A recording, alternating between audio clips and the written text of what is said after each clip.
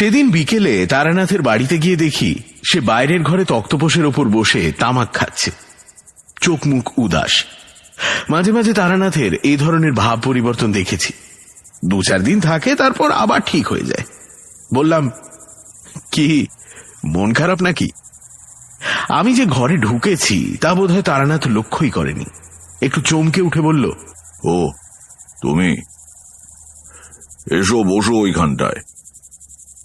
না, মন খারাপ নয়, অনেকদিন আগেকার কথা ভাবছিলাম, ছোটবেলার কথা। পুরনো দিনের কথা মনে এলে একটু মন খারাপ তো হয়ই, তাই না?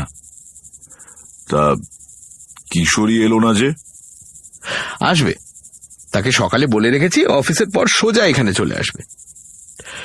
নাম করতে করতেই কিশোরী এসে পড়ল। কি গল্প শুরু হয়ে গেছে নাকি? তারানাথ বলল, না, বসো, এই তোমার কথাই হচ্ছিল। আজ গল্প বলার মেজাজ নেই, আরেকদিন হবে ক্ষণ।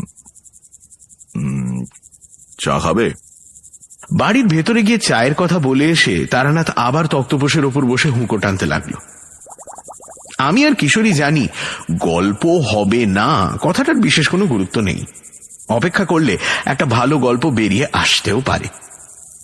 কয়েকটা ব্যর্থ টান দিয়ে বিরক্ত মুখে হুঁকো নামিয়ে রাখতে রাখতে তারানাথ বলল, উত্তরী, এটা আবার গেল নিভে। বসো তোমরা, চারিকে বলে আসি এক ছিলিম সেজে দিতে।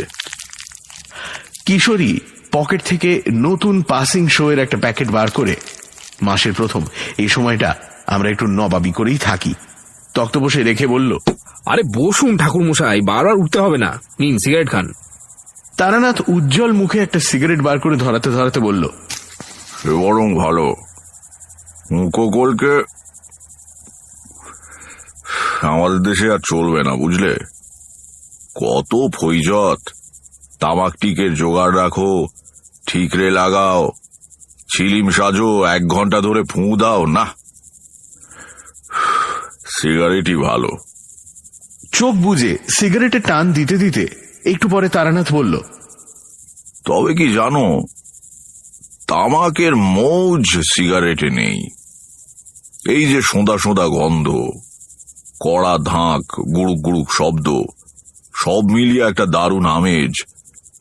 তারপরে ধরো ঠিকরে গুঁজছি, তামাক আর টিকে সাজাচ্ছি, মনোযোগ দিয়ে ফুঁ দিচ্ছি, আর মনের ভেতর এই হয়ে গেল এক্ষুনি আমি তামাক খাবো, এই ভাব। সেটাও এক রকমের মেজাজ, ওই অপেক্ষাটা। আর সিগারেট কি, এই ধরালাম, 2-10টা টান দিয়ে ফেলে দিলাম, চুকে গেল। তা মানুষের হাতে সময় কমে আসছে, করবে কি? এই সিগারেটই বাজার দখল করবে, দেখো। কিশোরী বলল, আচ্ছা, পুরনো দিনের কথা ভাবছিলেন বললেন না, আপনার ছোটবেলার ঘটনাটাই বলুন না, শুনি একটু। ছাইদানি হিসেবে ব্যবহৃত নারকোলের মালায় সিগারেটের দগ্ধাবশেষ গুঁজে দিয়ে তারানাথ বলল, সে তো আর একটা টানা গল্প নয়, কত বছর ধরে টুকিটাকি কত কিছু ঘটেছে। আমার কাছে সেসবের গভীর মূল্য আছে, কিন্তু তোমাদের ভালো লাগবে কেন? আমি জিজ্ঞেস করলাম, আচ্ছা, তন্ত্র সাধনার দিকে প্রথম আপনার ঝোঁক আসে কি করে? সে তো তোমাদের বলেছি, গ্রামের বাঁধানো গাছতলায় সেই সাধু, তারপর বীরভূমের শ্মশানের সেই মাতঙ্গিনী, সে আবার ডামরতন্ত্রে সিদ্ধ ছিল, কিংবা বরাকর নদীর ধারের সাধুজি, যার পঞ্চমুণ্ডী আসনে বসে মধুসুন্দরী দেবীকে দেখতে পাই। এদেরই প্রভাবে এ পথে আসি। এই গল্প তো তোমরা শুনেছ। বললাম, কিন্তু তারও আগে একেবারে ছোটবেলায় কবে বুঝলেন যে আপনার জীবনটা ঠিক অন্য সবার মতো হবে না?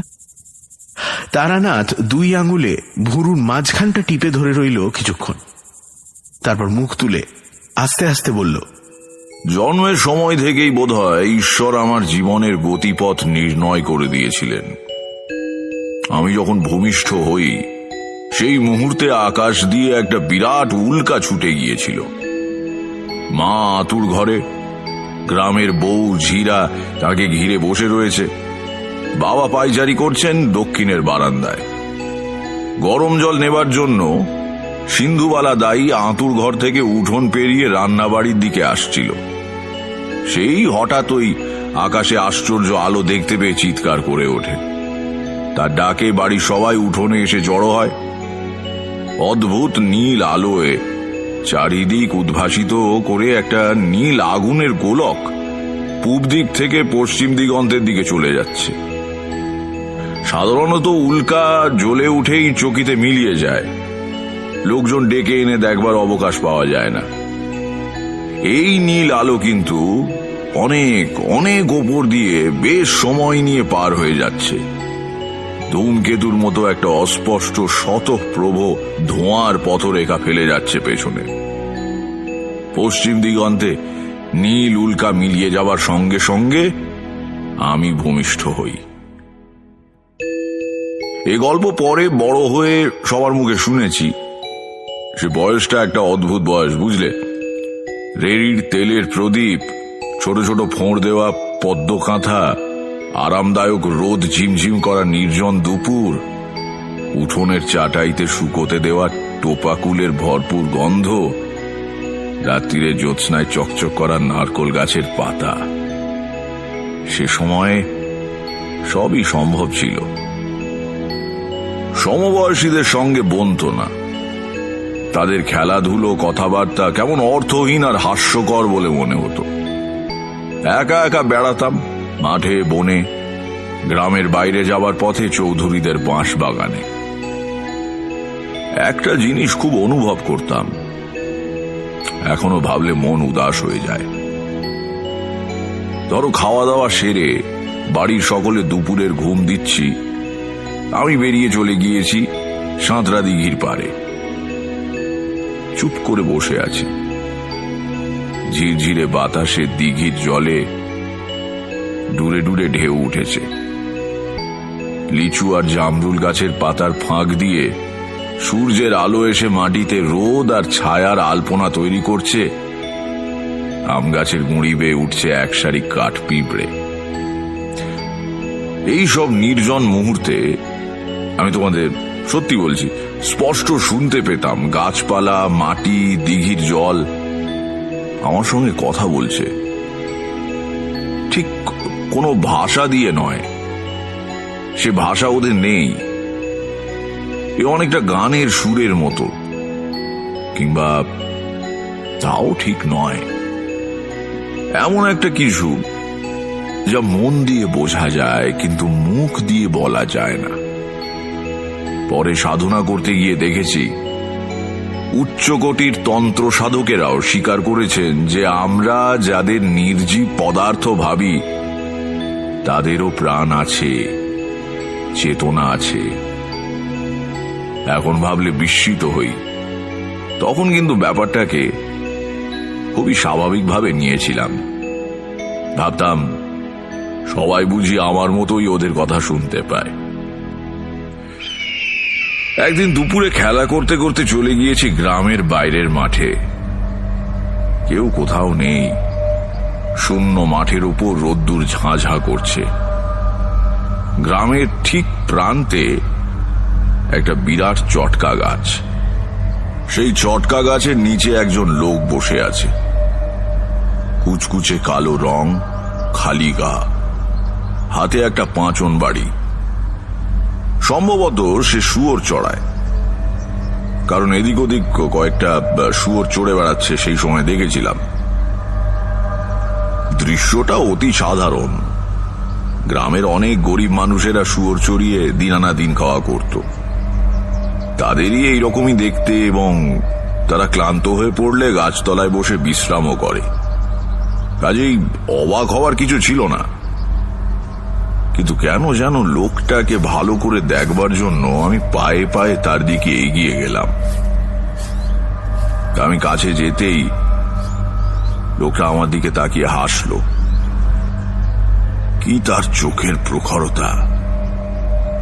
ভালো করে তাকানো যায় না, যেন ঝকঝক করে জ্বলছে। আঁটো সাঁটো দৃঢ় শরীরের মধ্যে সে যেন নিজেকে আটকে রাখতে পারছে না। প্রাণ শক্তি উপচে পড়ছে শরীর ছাড়িয়ে। আমার দিকে তাকিয়ে সে বলল, এসো, তোমার জন্যই বসে আছি। অবাক হয়ে বললাম, আমার জন্য? হ্যাঁ, তোমার সঙ্গে কথা বলবার জন্যই আজ আমাকে পাঠানো হয়েছে। বসো। কে পাঠিয়েছে? সে বললে এখন তুমি বুঝবে না, বড় হলে নিজেই জানতে পারবে। এদিকে এসো তো, কাছে এসো। আমার ঠিক ভয় করছিল না, বরং কেমন যেন রহস্যময় আনন্দের অনুভূতি হচ্ছিল।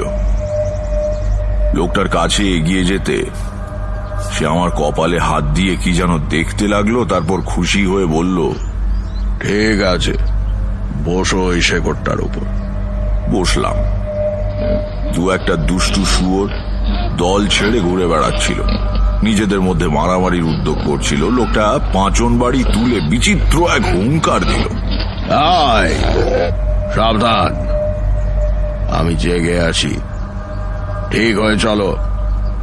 শুয়োরগুলো মন্ত্রমুগ্ধের মতো ঠেলাঠেলি বন্ধ করে এক জায়গায় দাঁড়িয়ে রইল।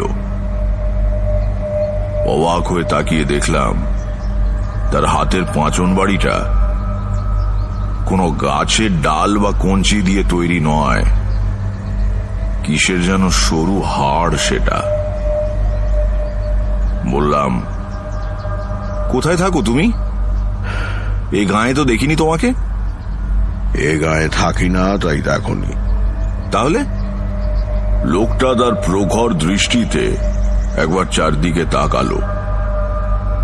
সূর্যের আলো সরাসরি তার মুখে এসে পড়েছে। আকাশে উড়তে উড়তে একটা চিল ডাকছে কর্কশ তীক্ষ্ণ স্বরে।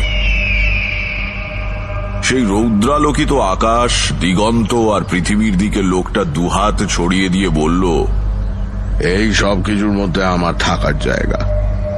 অল্প জায়গায় আমাকে ধরে না যে। আমি তার কথা ঠিকঠাক বুঝতে পারলাম না।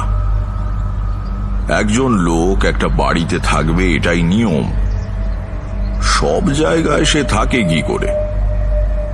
বললাম, তুমি শুয়োর চড়াও? লোকটা চমকে উঠে বলল, কই না তো। সে একবার স্থির হয়ে দাঁড়িয়ে থাকা শুয়োরগুলোর দিকে তাকালো, তারপর বলল, কিন্তু এরা তো কেউ শুয়োর নয়।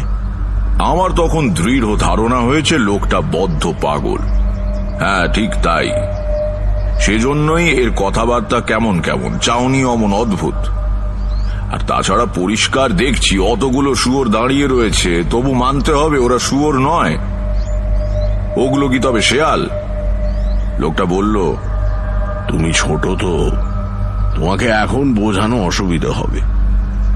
এগুলো সত্যি শুয়োর নয়, এগুলো হচ্ছে কি বলি, আমাদের ভেতরে যে দোষগুলো থাকে, যাদের জন্য আমরা খারাপ কাজ করি, খারাপ কথা ভাবি, এরা হচ্ছে সেই সব দোষের বাইরের চেহারা। সাধারণ মানুষকে এরা চড়িয়ে বেড়ায়, কিন্তু আমি এদের চড়াবার বিদ্যে শিখেছি। না, কথায় কথায় অনেক দেরি হয়ে গেল, আমার ফিরে যাওয়ার সময় হয়েছে। যে জন্য আসা সেটা তাড়াতাড়ি সেরে নি।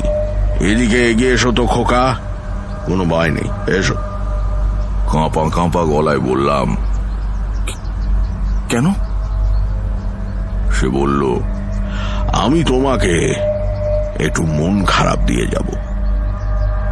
আমার দুই কাঁধ ধরে নিজের দিকে টেনে নিয়ে লোকটা অস্বাভাবিক জোরে, প্রায় চিৎকার করে বলে উঠল, আমার চোখের দিকে তাকাও।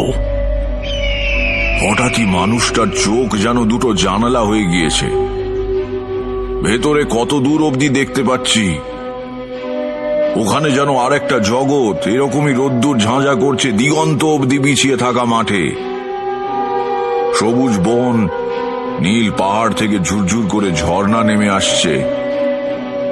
মেঘে আর কুয়াশায় ঢাকা ওই পাহাড়ে কবে যেন আমি থাকতাম। সুতোর কাটি উল্টো দিকে ঘুরে যাওয়ার মতো বিস্মৃতির আড়াল থেকে কত পুরনো মহাকালের স্তরে স্তরে সঞ্চিত ভুলে যাওয়া কথা মনে পড়ে যেতে লাগলো।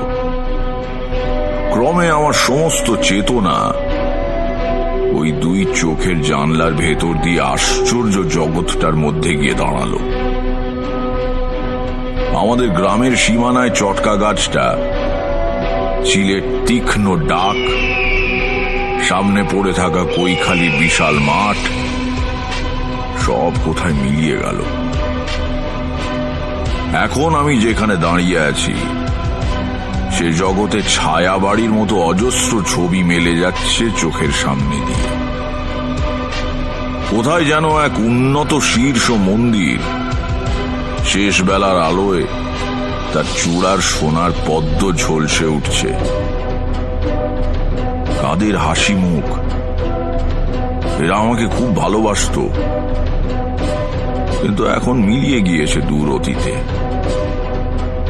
কানে ভেসে আসছে সমস্বরে উচ্চারিত মন্ত্রধ্বনির মতো একটানা উদার গম্ভীর সঙ্গীতময় শব্দ প্রবাহ।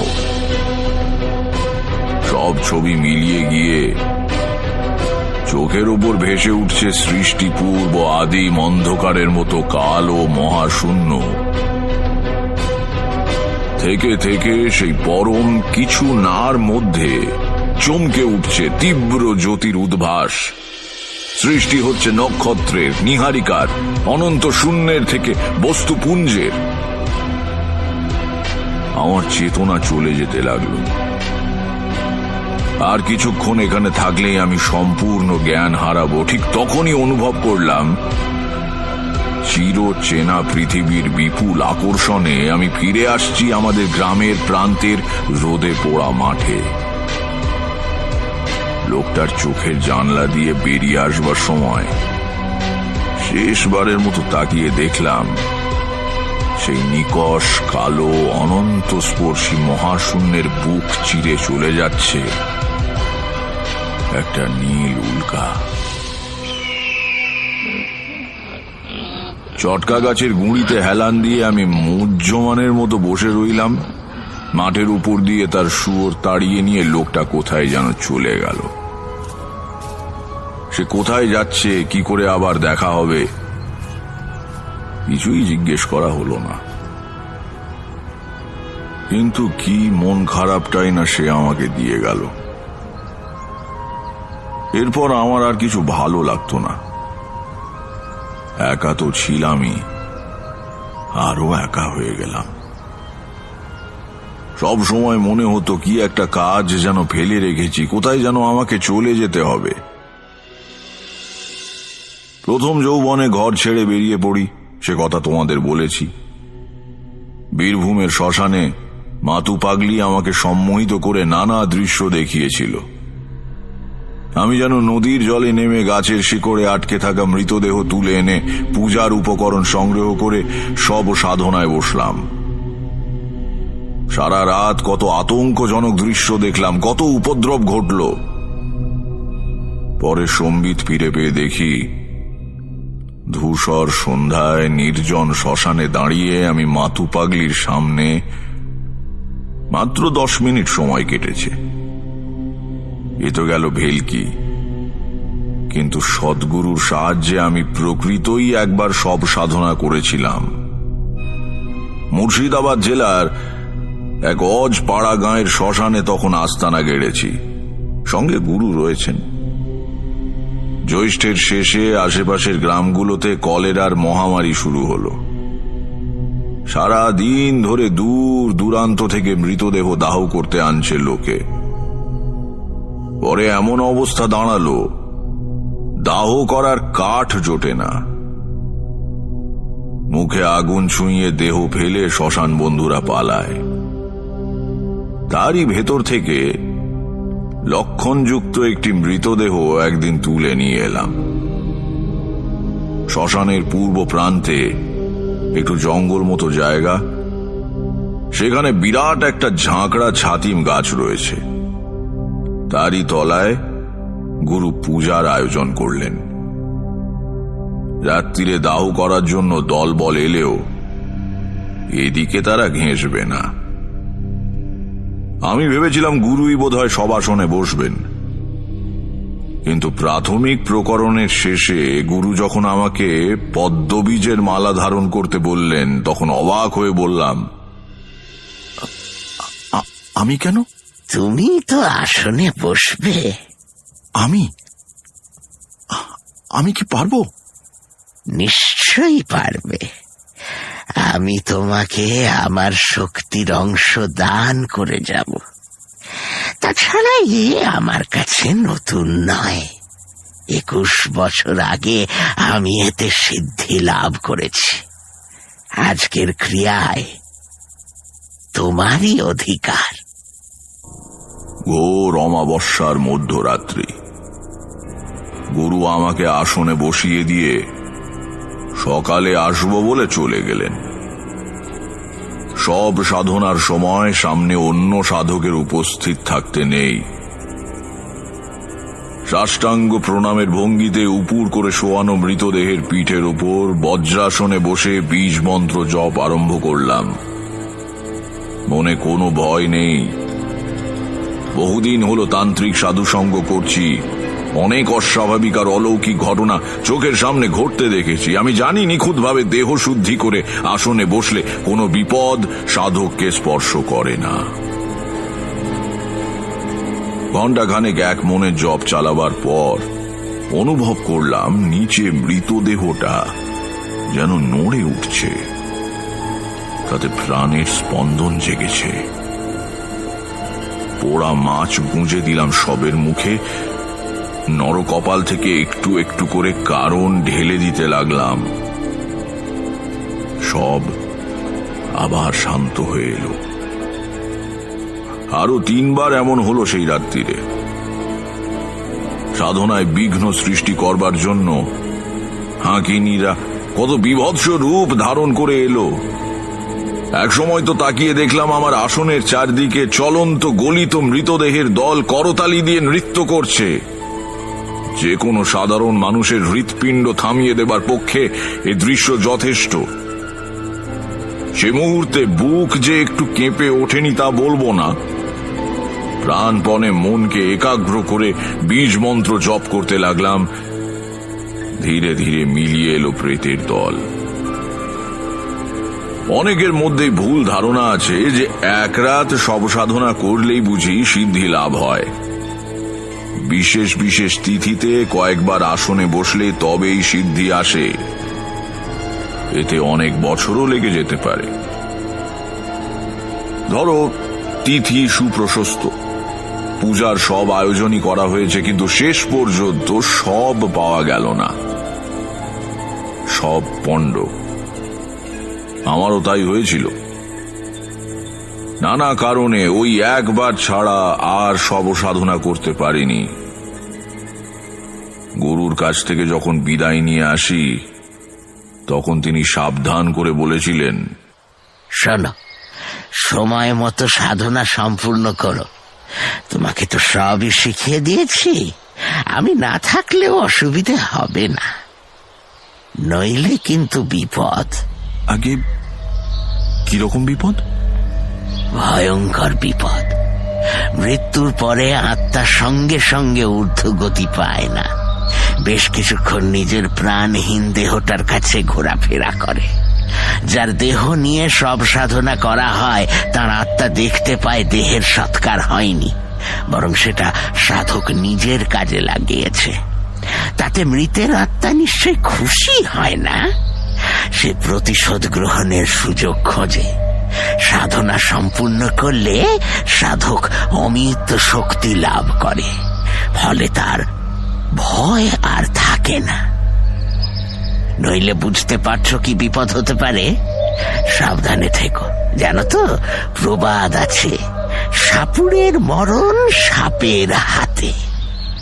তোমার ভাগ্য আমি গণনা করে দেখেছি, তুমি একটানা সাধনা করতে পারবে না। আবার তোমাকে ফিরে যেতে হবে গৃহাশ্রমে। আবার বেরোবে এবং ফিরে যাবে, এইভাবেই চলবে। সব সাধনা গৃহে বসে করবার জিনিস নয়। কাজেই একেবারে অসম্ভব হয়ে পড়ার আগে কর্ম সম্পূর্ণ করে রেখো। তারপর আমার দিকে পূর্ণ দৃষ্টিতে তাকিয়ে গুরু বললেন, কিন্তু তোমার কপালে একটা আশ্চর্য যোগাযোগের চিহ্ন পাচ্ছি। আমি স্পষ্ট দেখতে পাচ্ছি খুব বড় একজন মহাপুরুষ কিংবা মহাসাধক তোমাকে কৃপা করবেন। দেখি হাতটা। ডান হাত বাড়িয়ে দিলাম। উনি হাতটা ধরলেন, কিন্তু দেখলেন না, তাকিয়ে রইলেন আমার দিকে। বললাম, কি ধরনের মহাপুরুষ? এমন কোন উচ্চ মার্গের মুক্ত আত্মা যার নাম মুখে উচ্চারণ করার যোগ্যতা আমার নেই। সব রকম সাধনা ও সিদ্ধির ঊর্ধ্বে চলে গিয়েছেন এমন কেউ। তিনি তোমাকে অনেক বিপদ থেকে রক্ষা করবেন। আমি ব্যস্ত হয়ে জিজ্ঞাসা করলাম, কবে এর দেখা পাবো? এর দেখা তুমি পেয়েছ। সে কি, কবে? তা জানি না, তবে মহাগুরুর সান্নিধ্য পেলে দেহে ও মনে যে লক্ষণ ফুটে ওঠে তা তোমার রয়েছে। আমি দেখা পেলাম আর আমিই জানতে পারলাম না? গুরু বললেন, তেমন তো হতেই পারে। এসব সাধকদের কোনো ভেকও নেই, ভড়কও নেই। নিতান্ত সাধারণ মানুষের মতো বেড়ান, দেখলেও হয়তো চিনতে পারবে না। হঠাৎ আমার ছোটবেলায় দেখা সেই অদ্ভুত মানুষটিকে মনে পড়ে গেল। রোদ ঝিমঝিম করা কৈখালির মাঠ, সেই শুয়োরের দল, আমার হারানো শৈশব। তিনি কি আমার জীবনের অজানা মহাপুরুষ? তরাই অঞ্চলে কোথায় তন্ত্র সাধকদের এক গোপন মিলন সভা হবে এই খবর পেয়ে গুরু সেখানে রওনা হয়ে গেলেন। আমি আর সঙ্গে গেলাম না। এবার কিছুদিন একা থাকবো ঠিক করলাম। পথে পথে ঘুরি, বেশিরভাগই শ্মশানে মশানে রাত কাটাই। কখনো সখনো কোনো গৃহস্থ বাড়িতে আশ্রয় নিই। একদিন এক রেল স্টেশনের প্ল্যাটফর্মে বসে আছি। আমার ট্রেন আসতে ঘন্টাখানেক দেরি। সেটা জংশন স্টেশন। লুপ লাইনে যেতে হলে ওখান থেকে গাড়ি বদল করতে হয়। প্রচন্ড বৃষ্টি নেমেছে সকাল থেকে। আকাশ কালো হয়ে রয়েছে মেঘে। ঝুপঝুপ করে বৃষ্টির আর যেন বিরাম নেই।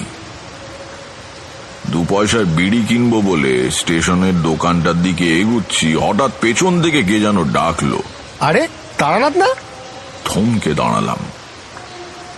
এমন জায়গায় আমার নাম ধরে কে ডাকে? এদিক ওদিক তাকিয়ে দেখি ওজন করার লোহার কলের পাশে কয়েকটা চটের বস্তার আড়ালে বেঞ্চির ওপর বসে আছে আমাদের গ্রামের ভূপতি শিকদারের ছেলে রমাপতি। ছোটবেলায় এই রমাপতি বোধহয় গ্রামে আমার একমাত্র বন্ধু ছিল। কতদিন ওদের বাগান থেকে দুপুরে কাঁচা পেঁপে ছিঁড়ে এনে নুন দিয়ে খেয়েছি। গ্রামের পুরনো বন্ধুকে দেখে হাসি মুখে এগিয়ে গেলাম। রমাপতিও উঠে এসে আমার হাত ধরে বললে, উফ, কতদিন পরে দেখা। এখানে কি করছিস রে? তোর গেরুয়া কই? হেসে বললাম, আমি কি সন্ন্যাসী হয়েছি নাকি যে গেরুয়া পরে ঘুরবো? সন্ন্যাসী হোসনি, তবে যে সবাই বলে তুই সাধু হয়ে চলে গিয়েছিস। সংস্কৃতে সাধু মানে ভালো লোক, সেটা হবার চেষ্টা করছি বটে, তবে ভেকধারী সন্ন্যাসী হইনি। তা তুই এখানে কেন? আমার শ্বশুর বাড়ি এখান থেকে ট্রেন বদল করে যেতে হয়। বউ সেখানে আছে, আনতে যাচ্ছি। আয়, ওই দোকানটায় চা খাবি? পুরনো বন্ধুর অকৃত্রিম আগ্রহে রমাপতি আমার হাত ধরে টেনে চায়ের দোকানে গিয়ে চা আর কেকের অর্ডার দিল।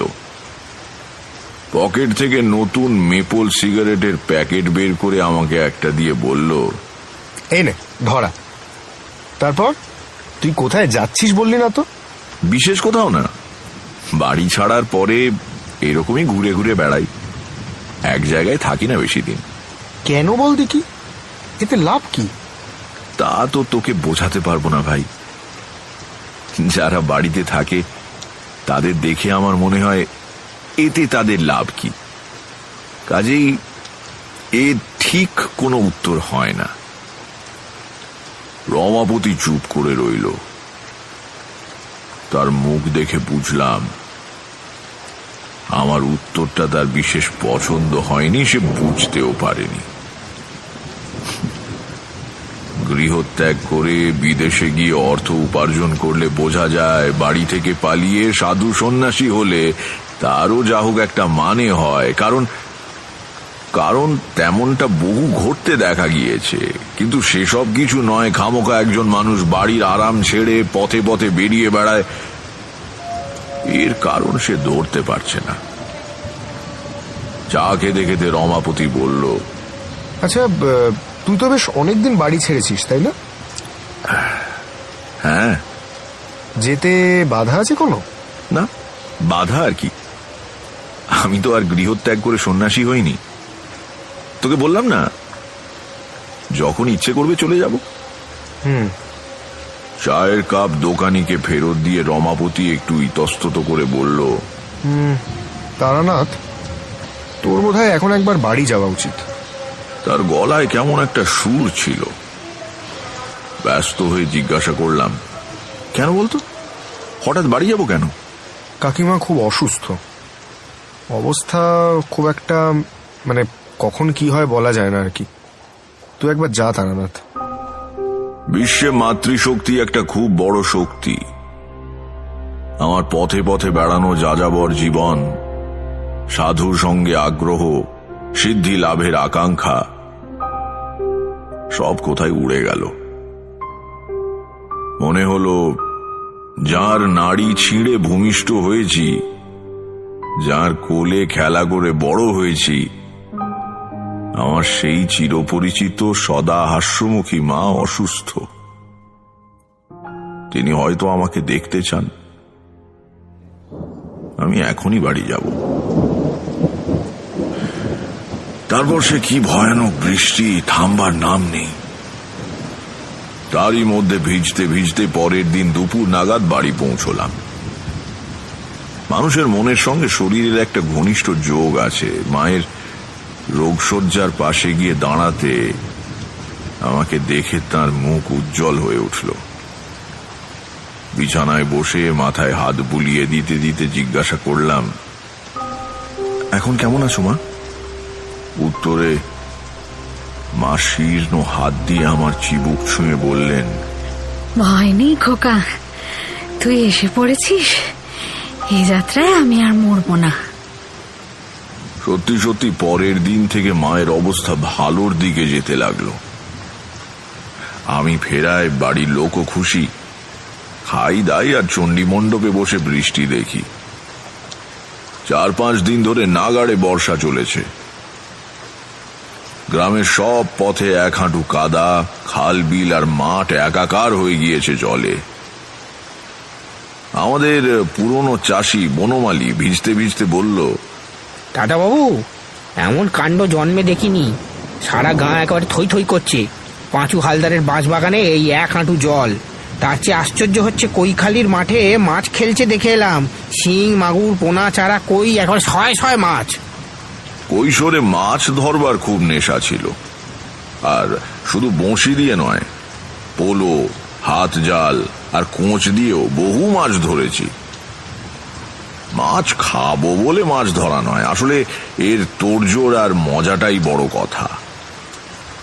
বনমালীর বর্ণনা শুনে হঠাৎ পুরনো নেশাটা মাথা চাড়া দিয়ে উঠল। এমন ঘনঘোর বর্ষা, দিনরাত্রির ব্যাঙ ডাকছে খালে বিলে, এটাই তো মাছ ধরার উপযুক্ত সময়। বনমালীকে ডেকে বললাম, বনমালীদা, তোমার কাছে একটা পোলো হবে? পোলো? মাছ ধরবে নাকি? হ্যাঁ, অনেক দিন অভ্যেস নেই অবশ্যই, দেখি তবু। সে আছে বোধহয় একটা। আচ্ছা, ও বেলা এনে দেবো কোন? বিকেলে বনমালী পোলো এনে দিল। পোলো জানো তোমরা, বেত বা কঞ্চির চটা দিয়ে তৈরি একটা গোল খাঁচা মতো জিনিস, ওই 3 ফুট উঁচু, ওপর দিকে সরু মুখ, সেখান দিয়ে হাত গলিয়ে মাছ বের করতে হয়। তলার দিকের ঘের বড়, মাছ দেখতে পেলেই ঝপ করে পোলো দিয়ে চেপে ধরলে আর পালাতে পারে না। ছিপ না নিয়ে পোলো নেবার কারণ হলো, আমি রাত্রিরে মাছ ধরবো স্থির করে ফেলেছি। আলো নিয়ে মাছ ধরা ভারী মজার। বিশেষ করে সে সময়ে বিরক্ত করার কেউ থাকে না, পাশে দাঁড়িয়ে পরামর্শ দেয় না, কটা মাছ পেয়েছি জিজ্ঞাসা করে না। রাত্রিরেই ভালো। পোলো দিয়ে মাছ ধরতে হলে পুকুর বা বিলে সম্ভব নয়, অগভীর জলাশয় প্রয়োজন। সন্ধ্যের একটু আগে গিয়ে কৈখালির মাঠের অবস্থা দেখে এলাম। সমস্ত মাঠটায় পায়ের গোছ ডুবে যায় এমন জল। মাঝে মাঝে সামান্য উঁচু জমি এখানে ওখানে দ্বীপের মতো জেগে আছে। একেবারে আদর্শ জায়গা। খাওয়া দাওয়া সেরে রাত 11টা নাগাদ লণ্ঠন আর পোলো নিয়ে বেরোলাম। বনমালী সঙ্গে আসতে চেয়েছিল, আমি রাজি হইনি। ওই যে বললাম, মাছ ধরার পরিবেশটাই আসল। সঙ্গে লোক থাকলে বকবক করবে, নানান কথা বলবে, না সে সুবিধে হবে না। কিন্তু বনমালীকে সঙ্গে নিলেই ভালো করতাম। তখনও জানি না কি ঘটতে চলেছে সেদিন রাত্রিরে। সন্ধ্যে থেকে বৃষ্টিটা একটু ধরেছে। আজ 5 দিন পরেই প্রথম একটু শান্তি। কিন্তু সমস্ত আকাশ কালো মেঘে ঢেকে রয়েছে। বিদ্যুৎ চমকাচ্ছে একটু বাদে বাদেই। যে কোনো সময় আবার ঝেঁপে জল আসতে পারে।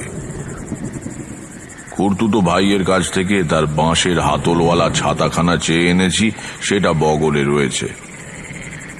ভাঁজ করা ছাতার ভেতরে আছে মুগার সুতো দিয়ে বোনা জালের থলে। মাছ পেলে তাতে রাখা হবে। আয়োজন সব ঠিক, এবার দেখা যাক কিরকম কি হয়। ভোর রাত অবধি চেষ্টা তো চালিয়ে যাবই। মাঠে পা দিয়েই বুঝলাম বনমালী মিথ্যে খবর দেয়নি। খাল বিল ভেসে গিয়ে প্রচুর মাছ চলে এসেছে কৈখালির মাঠে। কিন্তু মাছ থাকা আর মাছ ধরা এক ব্যাপার নয়। তুমি পোলো হাতে এগিয়ে গিয়ে ঝুপ করে চেপে ধরবে বলে মাছ এক জায়গায় দাঁড়িয়ে থাকবে তা তো হয় না। জলের জীব, বহু কৌশল করে তবে এদের ধরতে হয়। কৌশল আমার অজানা নেই, ছোটবেলা থেকে মাছ ধরে আসছি। যেমন ধরো, শোল বা ল্যাটা মাছ লণ্ঠন উঁচু করে ধরে নাড়ালে আলোয় আকৃষ্ট হয়ে কাছে আসে। কই মাছ আবার আলো টালো কিছুই খেয়াল করে না। ঝাঁক বেঁধে একদিকে চলেছে তো চলেছেই। এদের ধরা সোজা।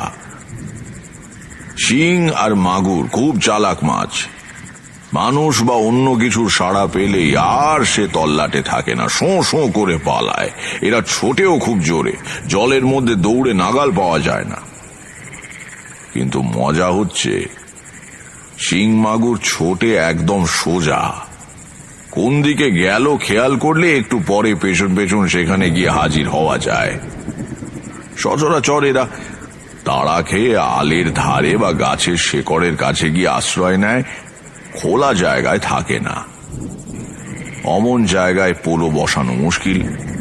তখন পা দিয়ে জলে শব্দ করতে হয়, ভয় পেয়ে মাছ আবার দৌড় দেবার উদ্যোগ করলে তাড়াতাড়ি পোলো বসিয়ে দিতে হয়। যাকে কথায় কথায় অন্য প্রসঙ্গে চলে এসেছি, আসল কথাটা বলি। রাত 1:30টার মধ্যে অনেক মাছ ধরে ফেললাম। মুগার সুতো দিয়ে তৈরি ব্যাগ এত ভারী হয়ে উঠেছে যে শক্ত সরু সুতো হাতে কেটে বসে যাচ্ছে। এদিকে আবার মেঘ ডাকতে শুরু করেছে। গা শিরশির করা বাদলার হাওয়া দিচ্ছে। বৃষ্টি ফের এলো বলে এবার বাড়ি চলে যাওয়াই ভালো। অনেকক্ষণ থেকেই মনের ভেতরে কেমন একটা অস্বস্তি হচ্ছিল। কি অস্বস্তি সেটা আমি ঠিক বলে বোঝাতে পারবো না। কোনো অমঙ্গল আসবার আগে থেকে আমি টের পাই। এ কথা তোমাদের আগেই বলেছি। এতক্ষণ মনের একেবারে তলায় কোণের দিকে কোথাও একটা বিপদের পূর্বাভাস খচখচ করছিল। মাছ ধরার আনন্দ আর উত্তেজনায় খেয়াল করিনি। এবারে পরিপূর্ণ সম্বিত ফিরে পেয়ে চারদিকে তাকিয়ে দেখলাম ঘন বর্ষার মধ্যরাত্রে গ্রামের বাইরে নির্জন জল ভরা মাঠে আমি একা দাঁড়িয়ে আছি। একটা শেয়াল পর্যন্ত এই দুর্যোগে আশ্রয় ছেড়ে বাইরে বের হয়নি। তেমন কিছু ঘটলে গলা ফাটিয়ে চিৎকার করলেও সাহায্যের জন্য কেউ এগিয়ে আসবে না। বনমালীকে সঙ্গে আনাই উচিত ছিল। এই জল কাদা ভেঙে বাড়ি পৌঁছতেও অন্তত আধ ঘন্টা সময় তো লাগবে। তার মধ্যে আবার বৃষ্টি এসে গেলেই তো হয়েছে। এসব ভাবতে ভাবতেই ঝিরঝির করে বৃষ্টি নামলো। তাড়াতাড়ি ছাতা খুলতে যাচ্ছি, কেমন করে যেন হাত ফসকে লণ্ঠনটা জলে পড়ে নিভে গেল। চারদিকে নিশ্ছিদ্র অন্ধকার। কিছুক্ষণ হতবুদ্ধি হয়ে দাঁড়িয়ে রইলাম। আলো থাকলে বুকে বেশ সাহস থাকে। তাছাড়া আমাদের তন্ত্রশাস্ত্রে বলে আগুন হচ্ছে পবিত্রকারী শুভ শক্তি। কোনো অশুভ উপস্থিতি আগুনের সান্নিধ্যে আসতে পারে না। এই জন্য সাধকদের আসনে সব সময় ধুনি জ্বালিয়ে রাখা নিয়ম। কিন্তু দাঁড়িয়ে থেকে তো লাভ নেই, বরং আন্দাজে আন্দাজে চলতে শুরু করাই ভালো। মাছ ধরতে ধরতে মাঠের একেবারে অপর প্রান্তে চলে গিয়েছিলাম। এবার মাঠ পার হয়ে সেই চটকা গাছটার পাশ দিয়ে গ্রামের পথে ঢুকতে হবে। মাথায় ছাতা ধরে মাছ ভর্তি থলে আর নেভা লণ্ঠন হাতে চটকা গাছটা আন্দাজ করে হাঁটতে শুরু করলাম। হঠাৎ দিক দিগন্ত উদ্ভাসিত করে একবার বিদ্যুৎ চমকালো। সামনের দিকে তাকিয়েছিলাম। অন্ধকারে হাঁটবার সময় মানুষ যেমন মুখটা একটু তুলে রাখে, বিদ্যুতের উজ্জ্বল আলোয় স্পষ্ট দেখলাম উল্টো দিক থেকে একজন মানুষ আমার দিকে এগিয়ে আসছে। বিদ্যুতের আলো এক মুহূর্তের বেশি ছিল না, কিন্তু আলো নিভে যাবার পরেও মনে মনে চিন্তা করে কোথায় কি দেখেছি, কতটা দেখেছি বোঝা যায়। যে লোকটা আমার দিকে এগিয়ে আসছে তার হাঁটার ভঙ্গিতে কোনো জড়তা নেই। অন্ধকারেও যেন সে পরিষ্কার দেখতে পাচ্ছে। তার গা খালি, কালো রং, পরনে একটা নেংটি মতো কাপড়ের ফালি। কিন্তু সবচেয়ে বড় কথা, ওই লোকটাকে আমি চিনি। খুব পরিচিত সে। এই কিছুদিনের ভেতরেই কোথায় যেন দেখেছি। কোথায় কোথায় অকস্মাৎ আমি বুঝতে পারলাম এবং সঙ্গে সঙ্গে অনুভব করলাম আমি ভয়ানক বিপদগ্রস্ত। জীবিত অবস্থায় এই মাঠ থেকে বেরুতে পারবো কিনা তার নিশ্চয়তা নেই। কারণ যে মানুষটির মৃতদেহের উপর বসে 6 মাস আগে আমি সাধনা করে এসেছি, আমার মনে আর ভয় নেই। পরিবেশ থেকে মুছে গিয়েছে অমঙ্গলের অনুভূতি, বরং কার অদৃশ্য উপস্থিতিজনিত পবিত্রতা অনুভব করছি সমস্ত অস্তিত্বে। কে যেন ভালোবেসে হাত রাখল।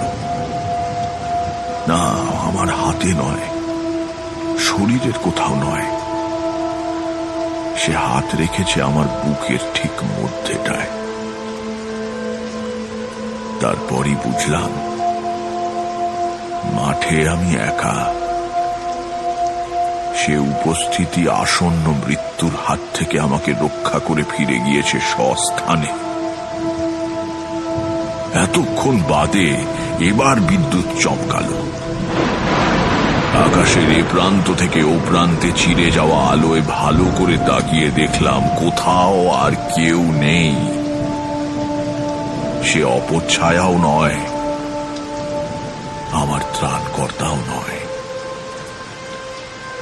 রাত বোধহয় 2:30। বৃষ্টি ঝরছে তো ঝরছেই। কোনো রকমে বাড়ি ফিরে এসে শুয়ে পড়লাম। পরদিন সকালে মেঘ কেটে সূর্য উঠল 5-6 দিন বাদে। ঝকঝকে রোদ্দুরে ভেসে যাওয়া পৃথিবীর রূপ দেখে আমার নিজেরই সন্দেহ হতে লাগলো, সত্যি কি কাল রাত্রিরে কিছু ঘটেছিল? বাড়ির কাউকে কিচ্ছু জানালাম না, অনর্থক তাদের চিন্তা বাড়িয়ে লাভ কি? মা সুস্থ হয়ে ওঠার মাসখানেক পরে আবার বাড়ি ছাড়লাম।